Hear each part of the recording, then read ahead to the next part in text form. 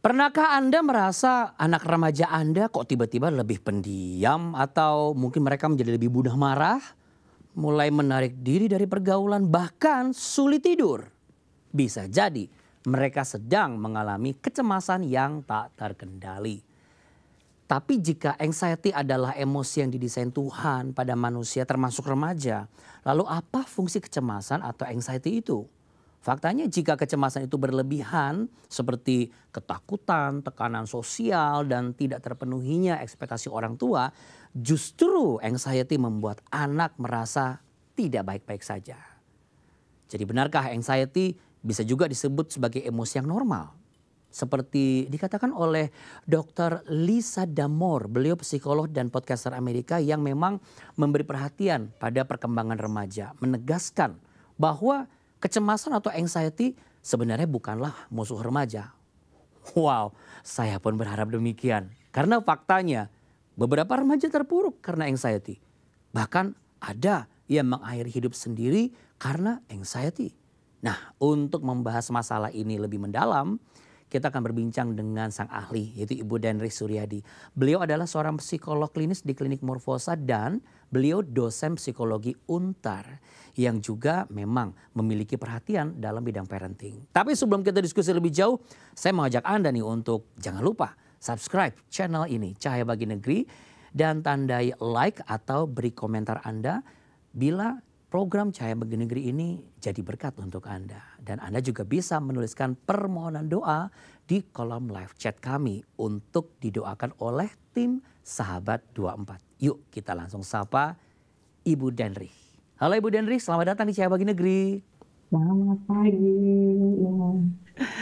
Ibu Denri, langsung aku mau tanya nih ke yang sang ahli ya, anxiety. Kan dibilang kecemasan berlebihan dan lain sebagainya lah. Tapi kan ini maknanya kayaknya negatif. Tapi tadi dokter Lisa Damour tuh bilang, ini enggak sesuatu yang negatif. Kalau dari sudut pandang ibu tuh sebenarnya bagaimana? Ya, baik. Sebenarnya kalau yang namanya cemas itu memang normal ya. Itu adalah salah satu perasaan yang muncul ketika kita merasa takut atau khawatir. Oke. Nah, mengapa kecemasan itu akhirnya menjadi tidak normal atau dianggap sebagai gangguan? Karena mungkin gini, kita merasa takut khawatir tentang sesuatu yang perlu diantisipasi di masa depan. Jadi kita bicara soal future gitu ya. Nah, anxiety atau kecemasan ini yang kadang-kadang ketika berlebihan membuat kita jadi mengantisipasinya juga jadi berlebihan, ya kan? Nah, ini yang menjadi masalah sebenarnya. Dan dampaknya itu akan dirasakan oleh individu itu sendiri beserta juga pasti berdampak juga pada lingkungan ya gitu. Berbeda dengan rasa takut atau emosi ya yang namanya fear itu. Kalau fear itu ya memang kita berhadapan dengan sesuatu yang sudah ada di depan kita langsung. Sedangkan kalau kecemasan itu belum ada di depan kita kadang-kadang. Cuman kita perlu mengantisipasi di masa depan. Ini yang kadang-kadang suka jadinya kita jadi kewalahan ya untuk mengatasinya. Oke, jadi kalau misalnya masa depan kan kita bicara mengenai generasi yang sekarang akan ke depan ya. Bicara mengenai generasi para remaja lah saat ini yang memang pada kenyataannya mereka lagi mengalami yang disebut sebagai kecemasan berlebihan ini. Kalau menurut pengalaman Anda nih, ini sebenarnya dari mana sih kok mereka bisa mengalami kecemasan ini? Ya, sebenarnya ada 3 faktor ya. Kalau manusia itu kita ada 3 aspek. Sebenarnya pertama itu dari segi biologis dulu deh.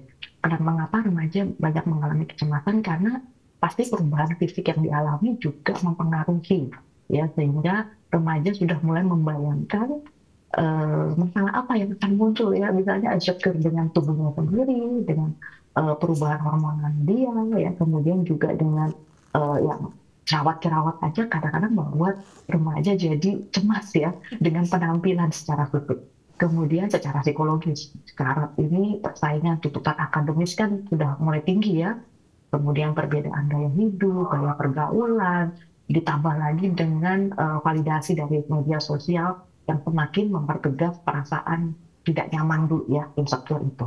Kemudian karakter kepribadian juga mungkin juga ekspektasi secara pribadi itu juga yang akhirnya membuat remaja kita cenderung menuntut dirinya sendiri ya untuk bisa nanti di masa depan dia harus sukses, dia harus berhasil, dia harus nggak boleh kalah dengan teman-temannya gitu. Terus ditambah lagi secara sosial ada lagi nih Pak Andi, jadi gaya pengasuhan orang tua juga yang mungkin tidak tepat buat mereka, membuat mereka juga akan mudah insecure ya. Jadi mungkin ada tuntutan ekspektasi dari orang tua yang berlebihan, kemudian level sosial ekonomi ini juga yang mempengaruhi identitas sosial seorang remaja. Yang kadang-kadang ini yang jadi hambatan yang membuat cemas itu adalah gini, mereka punya kebutuhan untuk diakui dan diterima, ya, sebagai manusia, ya, manusia sosial. Ya. Namun bisa jadi tadi sosial ekonomi dan lain sebagainya membuat mereka ditolak oleh lingkungan pergaulan, sehingga mereka jadinya cemas ya dengan apa yang akan terjadi dengan mereka di masa depan. Oke, diakui dan diterima ini bukannya mimpi setiap orang tua juga, makanya didorong tuh anaknya biar berprestasi supaya apa, mereka diakui dan diterima gitu. Tapi kenapa justru ini membuat mereka tuh lebih banyak tertekan daripada termotivasi? Apa penyebabnya? Ya, ini dibalik lagi mungkin tergantung dari gaya pengasuhan, cara orang tua berkomunikasi dengan anak ya. Karena kadang-kadang mungkin ada orang tua yang tujuannya sebenarnya bagus, ingin memotivasi, ingin mendorong anak untuk berprestasi, namun mungkin pemilihan kata-kata atau mungkin timingnya ya, waktunya yang tidak tepat, kadang-kadang membuat anak itu jadi merasa dia dituntut atau di-expect dengan standar tinggi dari orang tuanya. Mungkin Pak Andi pernah mendengar istilah toxic positivity ya. Di sini iya, karena ketika orang tua tadi banyak melontarkan kata-kata positif, sehingga membuat anak-anak itu harus merasa positif, harus jadi orang positif, harus dapat yang terbaik gitu ya. Sehingga akhirnya remaja menuntut dirinya sendiri atau orang lain untuk selalu berpikir dan bersikap positif gitu. Jadi, say no to failure gitu. Jadi nggak boleh gagal ya, nggak boleh susah ya, nggak pinter. Nah itu jadinya terlalu positif juga kadang-kadang membuat mempengaruhi kesehatan mental juga. Kalau ada yang bertanya nih ke Anda sekarang, Bu, saya sebagai orang tua jadi bagaimana nih supaya win-win solution dengan apa yang saya utarakan dan timing yang saya harus cari di kesibukan saya. Kira-kira posisi orang tua bagaimana untuk bisa memberikan sebuah prinsip-prinsip yang baik, yang benar, sehingga nggak cuma sekedar karakter, tetapi juga mereka bisa memahami yang namanya pentingnya pertumbuhan rohani mereka, ya, iman, ya, supaya anak-anak itu tidak mudah merasa cemas. Karena jangan-jangan nanti yang ada nggak cuma anak-anak ini yang cemas, orang tuanya pada cemas semua ini. Ya betul Pak Andi. Ya baik. Yang pasti untuk kata-kata sendiri ya sebenarnya kita kan selalu diajarkan diminta sebagai orang tua untuk memberikan apresiasi atau pujian kepada anak ya, untuk supaya anak menunjukkan validasi. Nah, pemilihan kata-kata ini sebenarnya bukan pada ke labelnya, misalnya kamu pintar ya, kamu ganteng ya, kamu cantik ya gitu, bukan, tapi lebih ke proses. Jadi yang perlu kita apresiasi dari anak kita, khususnya remaja kita adalah bagaimana dia berhasil melalui sebuah proses. Wah kamu sudah cukup, kamu tuh tekun banget tuh semester ini, sehingga nilai kamu ini udah baik banget buat kamu gitu. Jadi kita memuji proses supaya si anak merasa dia diapresiasi untuk bisa berjuang selama 1 semester ini kuliah misalnya atau sekolah gitu ya. Bukan pada hasil akhir dia pintar, dia jenius, dia ganteng, dia pinter dan lain sebagainya, atau dia berbakat dan lain sebagainya gitu ya. Itu. Kemudian timingnya kapan? Timingnya adalah tidak boleh juga terlalu sering. Karena kalau terlalu sering itu ibaratnya seperti orang seperti ini di brainwash untuk selalu tampil terbaik, ya kan? Untuk tampil perfect, sempurna, gitu ya. Padahal itu kita sudah tahu kesempurnaan itu justru membuat kita akan semakin tertekan, ya. Bukan karena motivasi kita sendiri, tapi karena tuntutan dari luar, gitu ya. Dan kalau bicara soal bagaimana dengan berdoa sendiri, gitu ya. Sebenarnya kan orang tua itu kan jadi role model ya untuk mengajarkan bahwa dalam setiap proses kita belajar, kita bekerja ya, kita perlu pendampingan secara rohani misalnya. Buat apa sih berdoa itu sebenarnya? Kalau secara ilmiah, secara psikologi sebenarnya berdoa itu merupakan salah satu coping stress buat diri kita. Kita jadi lebih tenang karena merasa ada yang mendampingi, ada yang memberkati kita gitu ya. Kemudian berdoa juga pastinya membuat kenyamanan emosi ya, karena ketika berdoa kita berkomunikasi ya. Kita berkomunikasi dengan diri kita sendiri, kita mendoakan orang lain, ada orang lain, dan juga pastinya kita berkomunikasi dengan Tuhan. Nah dari situ biasanya akan ada inspirasi untuk bisa memotivasi diri. Oh ya Tuhan kasih saya talenta, Tuhan kasih saya bakat gitu ya. Dan Tuhan percayakan itu kepada saya, maka saya harus menjalani prosesnya. Ketika saya tekun, orang tua saya mengapresiasi prosesnya, saya akan menjadi sesuatu. Saya akan menjadi anak yang berhasil, saya akan menjadi anak yang bisa menggunakan talentanya dengan baik. Iya. Prosesnya gitu kira-kira Pak Andi. Iya, wah ini berarti pemahaman iman, kemudian juga pemaparan pujiannya juga harus benar-benar selektif ya. Kita nggak sembarangan asal muji, berarti intinya gitu. Berarti gimana caranya untuk kita bisa bekali anak-anak remaja kita? Ada nggak Dendrik, misalnya mungkin istilah-istilah tertentu yang ketika kita sampaikan atau kita ajarkan tuh mereka akhirnya jadi terampil gitu untuk mengelola kecemasan diri mereka tanpa mereka harus menarik diri dari kehidupan ini gitu. Baik. Ya, ini sebenarnya salah satu kuncinya adalah bagaimana kita bisa menanamkan kepercayaan diri sih buat anak, ya. Dan mungkin selama ini yang orang tua suka lupa lakukan adalah memberikan kepercayaan Pak Andi kepada anak, ya. Karena kan kalau kita meyakini bahwa setiap anak punya talentanya masing-masing ya, punya bakatnya masing-masing, maka anak ini akan mencoba. Ketika mencoba kita dampingi, kita support ya dengan hasil apapun juga gitu ya. Kalau misalnya anak sedikit lupa sedikit kita arahkan balik, tapi kita tidak memaksa, ya. Dan ketika si anak ini sudah menemukan talentanya, sudah menemukan bakatnya di mana, disitulah kita akan mendorong dia untuk lebih banyak berproses dengan talenta itu. Nah, disitulah full support kita yang harus dibutuhkan ya, dan disitulah kepercayaan diri. Nah, ketika anak sudah punya percaya diri, kita juga harus percaya sama anak itu juga. Jadi nggak cuma hanya kepercayaan diri buat dia sendiri, tapi juga kepercayaan diri dari orang tuanya ke dia. Salah satunya apa? Misalnya kalau si anak meyakini bahwa dia mampu melakukan A misalnya gitu ya, maka orang tua juga harus memberikan kesempatan dan juga harus memberikan kepercayaan bahwa anak ini bisa berproses dengan sendirinya gitu ya, dengan kita cukup membimbing, hanya mengawasi saja gitu ya. Tapi sisanya prosesnya harus dia yang jalan. Di situ proses percaya diri itu harus dibina untuk mengatasi kecemasan. Kebetulan, bukan kebetulan sih, anak-anak saya itu juga di usia-usia remaja nih ceritanya, SMP dan juga SMA. Saya sebagai orang tua juga terkadang rindu juga ada keterampilan emosional yang benar supaya mereka bisa mengelola lah kalau ada hal yang membuat mereka tertekan, mereka bukan mengurung tapi mereka berani berbicara. Nah, ada nggak cara-cara yang praktis gitu untuk saya sebagai orang tua memulai sebuah dialog sehingga tercipta yang namanya komunikasi terbuka dan akhirnya anak-anak saya itu bisa lebih banyak cerita gitu. Itu kira-kira dengan cara apa sih Bu Hendrik biasanya? Ya, baik. Ini harus dimulai dulu dari relasi yang nyaman sebenarnya ya Pak. Relasi yang nyaman ya, oke. Iya, kalau anak kita melihat orang tuanya mau mendengarkan, tidak motong pembicaraan, tidak langsung melabel atau menghakimi, maka kita jadi nyaman. Dia merasa dia didengarkan gitu. Jadi kita harus dengarkan dulu ceritanya sudah lengkap. Kalau anak kita bertanya, saya mesti bagaimana ya Papa Mama, baru kita kasih nasihat. Kadang-kadang ada anak yang cuma pengen cerita saja tanpa ingin dinasehati atau digurui. Ya, itu adalah jenis relasi yang kalau menurut saya positif buat anak remaja. Ya, karena kadang-kadang bukan kadang-kadang banyak remaja saat ini yang sudah lebih kritis dan lebih cerdas ya dibandingkan kita orang tuanya, sehingga sebenarnya dia sudah tahu apa yang perlu dia lakukan gitu. Jadi ketika orang tua udah keburu menggurui, biasanya mereka langsung ngeblok gitu ya, udah tidak mau lagi mendengarkan orang tuanya. Di situ kadang-kadang komunikasi jadi ngeblok. Jadi kita perlu ya mendengarkan benar-benar selesai, setelah itu kita baru menanyakan kira-kira apa yang bisa kita lakukan buat mereka. Di situ mungkin remaja kita akan jauh lebih happy sebenarnya. Iya, berarti memang kalau sebagai orang tua harus mau terbuka juga untuk belajar jadi orang tua yang menyesuaikan dengan perkembangan zaman dan juga anak-anak remaja kita ya.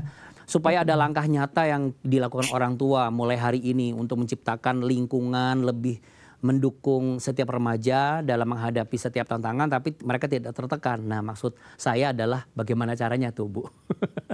Langkah nyatanya, langkah selain mendengar, lebih banyak mendengar, tidak memotong pembicaraan, apalagi yang bisa dilakukan sebagai orang tua, sebagai langkah-langkah parenting yang tepat untuk menghadapi tantangan zaman di anak remaja kita? Ya, yang pasti saya selalu mengingatkan orang tua untuk ingat kata-kata ini nih Pak Andi. Koneksi kita dengan anak itu harus lebih baik daripada koneksi internet. Jadi jangan sampai peran orang tua itu digantikan oleh internet. Sebenarnya itu untuk mengingatkan kita. Jadi yang perlu kita sadari adalah dasar dari relasi kita dengan anak itu adalah sebenarnya solusi buat semua problem yang akan kita hadapi dan buat si anak juga. Karena si anak kan akan tahu mereka akan bertanya kepada siapa. Jadi kalau menurut saya ketika kita menghadap kita sebagai orang tua, langkah nyatanya adalah kita selalu mengutamakan relasi. Mau besar kecil masalah, selalu kita harus utamakan relasi, dalam arti tidak membentak, tidak langsung bereaksi ya, atau langsung mengambil mengambil solusi atas anak itu sendiri ya. Kan kadang-kadang orang tuh suka mengambil tanggung jawab anak gitu. Nah, itu yang akan membuat anak juga akan selalu mencari orang tua. Itu bonding yang kuat itu akan selalu menjadi kunci dari segala macam permasalahan sebenarnya yang dihadapi oleh anak dan orang tua itu sendiri. Jadi itu aja, kayak menurut saya yang harus diingat, koneksinya penting, relasi kita harus penting, jadi harus jaga dengan baik. Iya, koneksi orang tua dan anak harus lebih kencang daripada koneksi internet. Wah, itu luar biasa. Insight-nya menarik. Bu Dendrik, boleh kasih power statement Anda, Bu Dendrik, untuk mengakhiri pembicaraan kita. Silakan. Ya, baik. Menjadi orang tua yang baik saat ini mungkin, apalagi sempurna, pastinya tidak akan mungkin terjadi ya, Bapak Ibu sekarang ya. Tapi yang pasti kita akan selalu menjadi orang tua yang terbaik buat anak ketika kita juga mau bersedia untuk menjadi teman buat anak, menjadi pendamping untuk anak gitu ya. Sehingga kapanpun juga, sejauh apapun anak kita pergi, hubungan itu akan tetap ada, kelekatan itu akan tetap ada untuk selalu membuat jalinan keluarga itu akan selalu tetap ada. Dan yang pastinya agar remaja kita terhindar dari masalah kesehatan mental. Iya, Ibu Psikolog Dendrik Suryadi untuk Cahaya Bagi Negeri. Terima kasih banyak ya, Bu. Sampai kita ketemu lagi, nanti kita undang lagi ya, Bu ya. Ya. Oke, terima kasih. Tuhan berkati. Kecemasan pada remaja bukan sekedar fase yang bisa diabaikan. Karena jika dikelola dengan baik, maka kecemasan dapat membantu mereka untuk bertumbuh dengan benar. Karena jika dibiarkan, ini bisa berujung pada stres yang berkepanjangan, bahkan depresi. Sebagai orang tua, kita memiliki peranan yang sangat penting. Mendengarkan tanpa menghakimi, membimbing dengan kasih, tidak memotong pembicaraan, dan membantu mereka juga dalam membangun keterampilan emosional yang sehat dengan pertumbuhan iman yang kuat.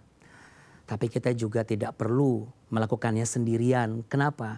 Kalau kita membuka mata kita, ada gereja, ada komunitas Kristen yang pastinya mereka akan berkenan membantu kita mendampingi sebagai orang tua. Misalnya melalui kelas parenting atau kelompok diskusi tentang kesehatan mental remaja. Ini adalah kesempatan bagi kita untuk belajar lebih banyak sebagai orang tua dan mendapat dukungan. Mari kita mulai perubahan dari diri kita sendiri. Yuk, mulailah dengan berbicara dari hati ke hati dengan anak kita hari ini. Tanyakan apa yang mereka rasakan. Dengarkan dengan penuh perhatian tanpa memotong pembicaraan mereka. Dan izinkan mereka tahu bahwa mereka berharga dan mereka tidak sendiri. Herwin Parta 2 kali mengalami peristiwa yang mengancam nyawanya. Menderita penyakit langka dan kecelakaan yang menyebabkan koma. Apakah itu karena kutukan? Berikut kisahnya.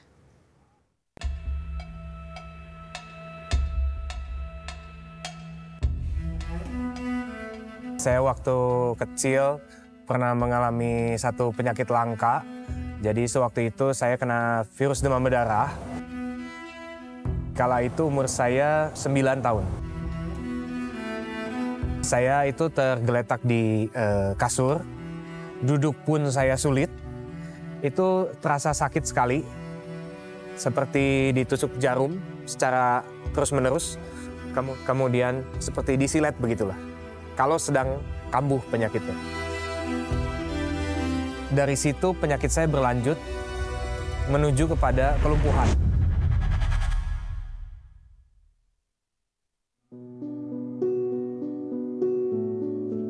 Itu saya dibawa keliling-keliling ke alternatif di Banten, kemudian didoakan oleh pemuka-pemuka agama. Tidak ada titik terang. Secara medis saya dibawa ke spesialis saraf. Saya sempat di ronsen. Dokter sarafnya bilang, ini saya tidak tahu apa. Kemudian dia nyerah. Spesialis saraf waktu itu setahu saya itu terbaik di Bandung. Ya intinya semua sudah dicoba. 9 bulan saya mengalami penyakit itu.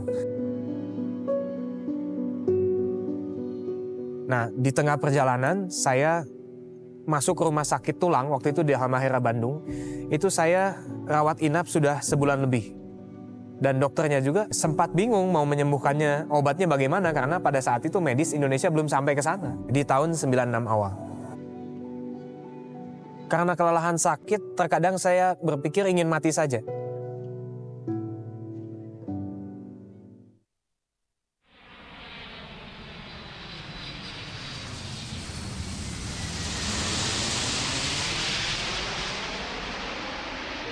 Dokter tulang saya kemudian konferensi internasional dokter tulang di Jakarta.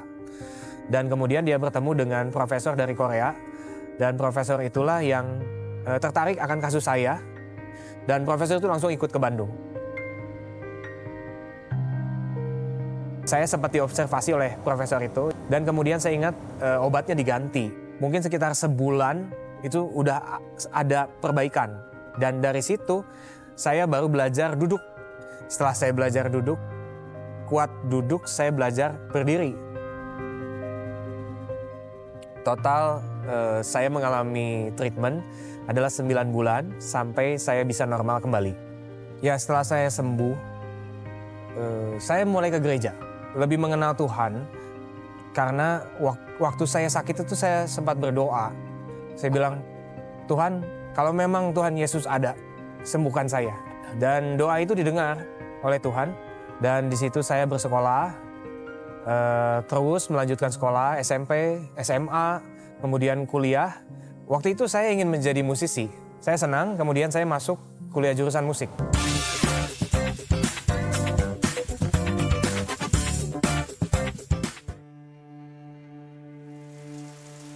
Waktu itu tahun 2007, saya pulang ngajar. Di kala itu, malam-malam saya ingat sedang hujan.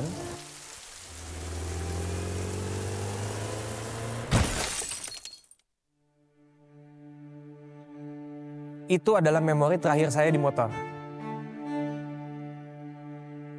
Seminggu kemudian, saya bangun dari tidur, terlihat teman saya pakai baju steril, mendekati saya, terus kemudian dia bilang, Win, lu kecelakaan, Win. Dan ternyata saya koma karena saya kecelakaan motor. Selama seminggu saya koma. Jadi di kala itu saya ditabrak motor, kepala saya bengkak, kemudian tulang saya ada yang remuk, rahang saya patah.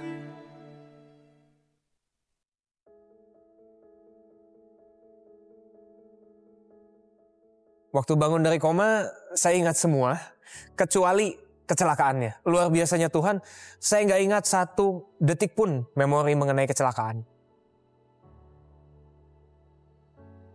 Dan saya masih ingat di operasinya habis 14 jam waktu itu.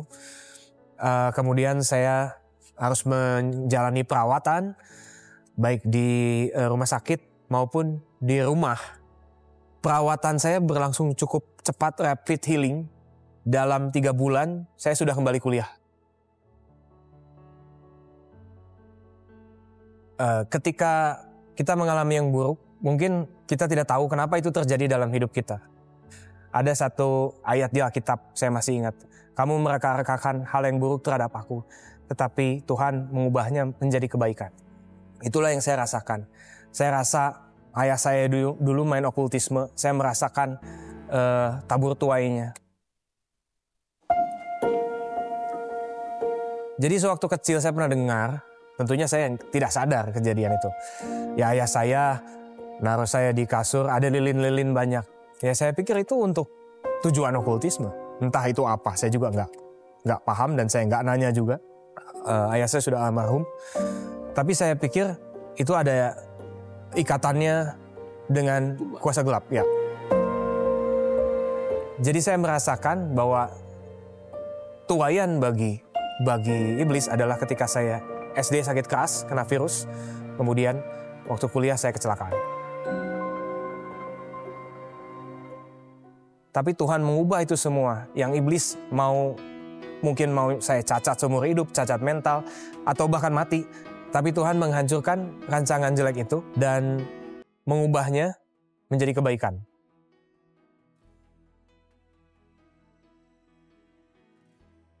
Saya merasa spesial karena saya dikasih kesempatan hidup 2 kali.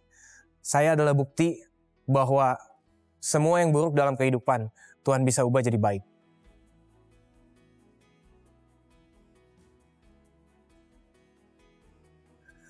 Jangan sia-siakan hidup hanya karena hal buruk terjadi dalam hidup kalian.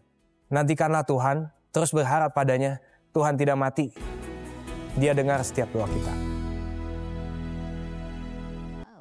Iman dengan biji sawi bisa memindahkan gunung ya. Ya. Mau itu tuayan kutukannya besar, tapi kalau kita beriman kepada Allah yang hidup, itu pasti segala sesuatunya akan diubahkan menjadi kebaikan. Betul, dan kuasa Tuhan itu lebih besar dari segala kuasa apapun, termasuk kutuk. Amin. Apapun sekalipun juga ada keadaan krisis apapun, kalau kita datang kepada Tuhan, Tuhan bisa menolong kita ya. Betul sekali, Andi.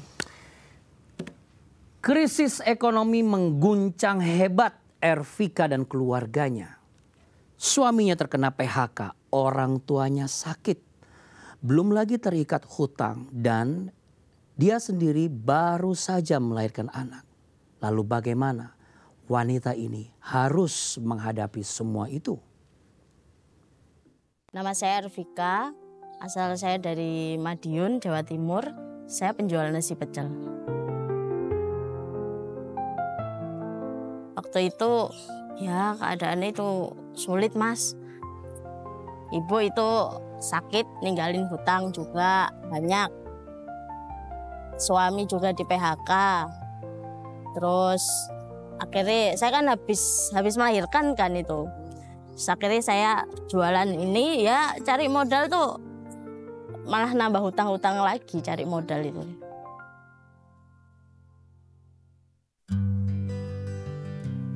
Ya keadaannya ya wis gimana ya wis kalang kabut. Tidurnya udah gak kurang. Terus anak juga masih bayi itu waktu itu. Pernah saya nggak tidur juga pernah kok. Ya karena itu ngerawat anak juga, ngerawat ibu. Jadi sakit itu langsung udah nggak bisa apa-apa. Kadang dibantu sama saudara, kadang ya enggak. Tapi ya wis saya tetap berjuang aja, tetap jualan. Yang saya pikirkan ya kalau nggak saya siapa lagi. Gitu. Kalau rasa menyerah itu ada. Cuman saya melihat anak saya, adik saya, ibu saya. Iya mau nggak mau ya harus saya. Yang diberikan waktu itu kompor, terus gerobak, sama ini, kanopi ini, kursi sama meja. Ya saya bersyukur sekali mendapat bantuan ini. Ternyata ini bukan mimpi. Bantuan dari Obi ini bukan barang aja, tapi saya juga monitoring untuk penjualannya, juga dikasih strategi lewat pelatihan-pelatihan online juga. Jadi itu sangat membantu untuk saya. Jadi semakin lancar usaha saya. Perkembangannya sih lebih maju, lebih berkembang, omset juga lebih naik. Terus menunya juga nambah, lauk pauk juga nambah. Sama saya juga sering dapat pesanan dari pernikahan, juga orang punya hajatan gitu. Sering sekali. Sekarang hasil dari dampak jualan ini tuh sudah bisa untuk memenuhi kebutuhan sehari-hari keluarga saya. Memenuhi kebutuhan ibu saya, memenuhi kebutuhan adik sama anak saya juga sudah tercover. Saya juga bisa buka cabang kedua juga di sana. Ya, puji Tuhan lah. Saya bersyukur kepada Tuhan karena Tuhan itu sudah mempertemukan saya dengan Obor Berkat. Dan saya dapat bantuan dari Obor Berkat dan usaha saya semakin maju dan lancar. Terima kasih untuk Obor Berkat yang sebesar-besarnya. Tanpa bantuan ini, usaha saya tidak bisa berjalan lancar seperti ini. Puji Tuhan, semangat ya Bu. Ya, CBN Indonesia melalui Obor Berkat Indonesia, OBI, melakukan pemberdayaan usaha kecil menengah yaitu UMKM. OBI memberikan dukungan bagi keluarga yang terpinggirkan ekonominya. Program pemberdayaan ekonomi ini dapat meningkatkan kemandirian dan juga mengurangi ketergantungan pada bantuan sosial. Tahukah Anda juga bisa turut ambil bagian dan bergandengan tangan bersama kami. Yaitu dengan menjadi mitra kami untuk melakukan berbagai pelayanan di Cahaya Bagi Negeri Indonesia. Di layar sudah ada QR Code yang bisa Anda scan untuk berdonasi langsung dengan e-wallet Anda, atau Anda bisa kunjungi donasi.jawaban.com. Terima kasih atas dukungan Anda semuanya, karena dengan demikian kita bisa menjangkau lebih banyak lagi. Tidak hanya anak-anak, tetapi juga ibu-ibu seperti Ibu Afrika tadi, untuk menemukan harapan kembali dan mujizat Tuhan dalam kehidupan mereka. Masa lalu dengan segala luka dan kekecewaannya seringkali menjadi belenggu yang menghalangi langkah kita. Kenangan pahit, kegagalan, itu pun menghantui dan menciptakan ketakutan serta keraguan di dalam menjalani hidup. Tapi orang percaya, punya iman kepada Tuhan, dia memiliki harapan. Firman Tuhan dalam Filipi 3 ayat 13 sampai 14 berkata, "Saudaraku, aku tidak menganggap bahwa aku telah menangkapnya. Tetapi ini satu hal yang kulakukan. Aku melupakan apa yang ada di belakangku, mengarahkan diriku kepada apa yang ada di depanku. Aku berlari-lari kepada tujuan untuk memperoleh hadiah, yaitu panggilan surgawi dari Allah dalam Kristus Yesus." Sungguh ayat ini mengajarkan kita bahwa masa lalu bukanlah tujuan kita. Bukanlah hal-hal yang membuat kita harus terikat di dalamnya. Tapi Tuhan mengajarkan kita, pandanglah ke depan. Bahwa masa depan yang penuh harapan Tuhan telah sediakan kepada kita semua. Sebab Allah yang tidak terbatas itu sedang memberikan kepada kita harapan dan jalan keluar untuk kita boleh bebas dari belenggu masa lalu. Kalau itu adalah Anda yang hari ini berkata, aku terikat oleh trauma yang membuat aku pahit sampai hari ini dan aku dendam. Jangan biarkan dendam memenjarakan engkau. Ampuni orang yang menyakiti engkau. Lepaskan mereka. Karena dalam Mazmur 103 berkata, Tuhan tidak pernah dendam. Tuhan tidak pernah menghitung kesalahan kita. Maka kita pun lepaskan setiap orang yang melukai kita. Kalau engkau terikat dengan hutang yang sampai hari ini engkau lihat hutang itu begitu besar, dengar baik, Tuhan lebih besar daripada hutang itu. Dia Allah yang setia, Allah yang membuka jalan di saat engkau berkata tidak ada jalan. Dan engkau yang berkata, aku sedang tidak baik-baik saja. Aku sedang siap untuk bercerai. Dengar baik, Tuhan telah mempersatukan. Mari bergandengan tangan dengan pasanganmu dan izinkan Tuhan memulihkan rumah tanggamu. Saat ini kita mau berdoa. Mari kita menghadap Tuhan dengan iman yang besar bahwa Tuhan kita sanggup untuk melepaskan kita dari setiap masa lalu, dari setiap belenggu. Ini waktunya, ini saatnya Tuhan akan menolong Anda yang berseru kepadanya. Izinkan kami berdoa bersama Anda. Ulurkan tanganmu di layar dan kita berdoa bersama. Bapa yang di surga, Tuhan yang sedia untuk mendengar setiap doa orang-orang yang berseru kepadamu dengan iman. Hari ini kami mau bersepakat bersama setiap orang yang sedang dalam belenggu dosa, belenggu sakit penyakit, belenggu hutang piutang, bahkan hubungan yang sedang berantakan. Kami datang kepadamu dan kami meminta pertolongan daripadamu. Saat ini juga pertolongan dari Tuhan yang menjadikan langit dan bumi turun atas Anda. Terima hubungan yang dipulihkan. Terima hutang piutang yang mengalami jalan keluar. Terima sakit penyakitmu disembuhkan oleh Tuhan. Terima, traumamu mengalami pemulihan. Bahkan hari ini juga Tuhan sedang melawat engkau dan memberikan pembebasan. Bila engkau percaya, saat ini juga engkau mengalami pemulihan, kelepasan dari Tuhan. Yang sepakat dan menerima mujizat dari Tuhan ini bersama, kita katakan amin. Amin. Wow. Iya, percayalah bahwa Tuhan sanggup memulihkan apapun yang menjadi beban Anda hari-hari ini. Amin. Oleh karena itu izinkan saja Tuhan itu melawat Anda. Karena saat ini kami juga percaya Dia sedang bekerja untuk menyatakan kasih dan mujizatnya bagi Anda. Jikalau Anda membutuhkan teman berdoa atau Anda butuh tempat untuk Anda bisa ceritakan pergumulan Anda, hubungi saja Sahabat 24. Karena itu adalah langkah yang benar dan tepat. Tim konselor kami akan siap mendengar, mendoakan Anda setiap hari, 24 jam sehari, 7 hari dalam seminggu, pokoknya every day, never stop. Ya, ini kesempatan Anda untuk menemukan kembali ketenangan, kekuatan, dan mujizat melalui kuasa doa bersama-sama.